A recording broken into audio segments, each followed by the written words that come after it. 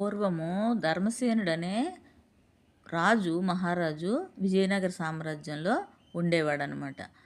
ఇతడు న్యాయానికి పెట్టింది పేరు. చాలా అందరినీ చాలా మంచిగా చూసుకునేవాడు ప్రజలందరినీను. అందుకే ప్రజలందరూ ఇతన్ని చాలా గౌరవించేవారనమాట. కొందరు మంత్రులందరూ కలిసి రాజుగారి మంచితనం గురించి మాట్లాడుకుంటూ అనుకున్నారు, ఈరోజు రాజుగారి మంచితనాన్ని మనం పరీక్షిద్దామా అని అనుకున్నారు. ఏం చేశారు, ఒకరోజు ఇద్దరు వ్యాపారులు రాజు వద్దకి న్యాయం కోరుకుంటూ వచ్చారనమాట. ఒకరితో ఒకరు చెప్తున్నారు, మహారాజా, నేను నా మిత్రుడికి 5 బంగారు నాణేలు అప్పుగా ఇచ్చాను. ఇప్పుడు ఆయన నాకు అవి తిరిగి ఇవ్వటం లేదు అని ఒక వ్యాపారి చెప్పాడు. ఇంకొక వ్యాపారి ఏమంటున్నాడు, లేదు మహారాజా, నేను ఎప్పుడు బంగారు నాణేలు ఈయన దగ్గర తీసుకోలేదు. నా మీద దురుసుగా ప్రవర్తిస్తున్నాడు, నా పైన అబద్ధాలు మోపుతున్నాడు అని చెప్పాడనమాట. రాజు ఆలోచించి ఏం చేశాడు, ఒక నిర్ణయానికి వచ్చాడనమాట.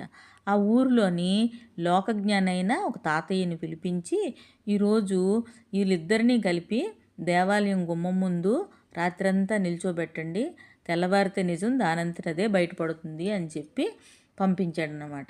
ఈ ఎవరైతే తీసుకోను అనేసి అన్నాడో వ్యాపారి, ఆ వ్యాపారిని రాత్రి అయితే దేవాలయం ముందు నిల్చోబెట్టారనమాట. రాత్రి అయిన తర్వాత భయపడి ఆ దొంగ వ్యాపారి తన స్వరూపాన్ని బయట పెట్టాడనమాట. ఆయన తాతయ్య ముందు ఏడుస్తూ ఒప్పుకున్నాడు. రాజు అంతా తెలుసుకొని ఇలా తీర్పు ఇచ్చారనమాట.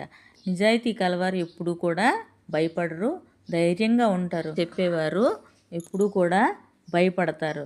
నీ ధోరణి బట్టి నువ్వే తప్పు చేసావని నాకు ఎప్పుడో తెలుసు, కానీ అందుకే బంగారు నాణేలు తిరిగి ఇచ్చేసేయి అని, లేకపోతే నీకు శిక్ష పడుతుంది అని చెప్పి వాళ్ళని పంపించేశారు.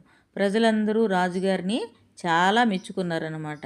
సత్యం ఎప్పుడూ వెలుగులోకి వస్తుంది, అబద్ధం చెప్పేవారు ఎప్పటికైనా దొరికిపోతారు అని రాజుగారు సమావేశంలో అందరితో చెప్పారనమాట.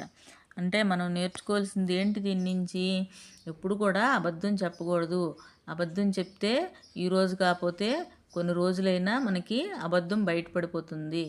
అలాగే అందుకే ఎప్పుడు కూడా నిజం మాట్లాడాలి. నిజం మాట్లాడితేనే మనకి మంచిది, అబద్ధం మాట్లాడకూడదు అని దీన్ని బట్టి మనం తెలుసుకున్న నీతి.